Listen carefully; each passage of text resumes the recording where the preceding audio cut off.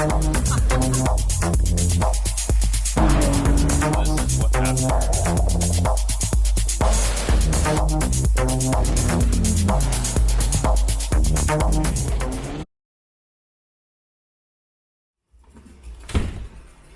So we working on getting the S13 back together. We already did new clutch and flywheel. I got pictures of that stuff. I didn't actually film anything there.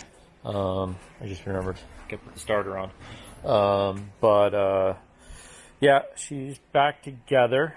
This is with the new gear set, so it's got fifth and reverse, which is nice. And yeah, so we're just gonna slap this thing. Gotta move some cars, gotta clean up all the mess here first, and get everything back where it belongs. But we're gonna put the Z back in that hole right there, and then we will move these two cars here, and we will roll this thing back out. But you can see, came out really nice and clean after washing everything. So scrubbing everything down, came out really nice. But you know, a little bit of dirt, but whatever, no big deal.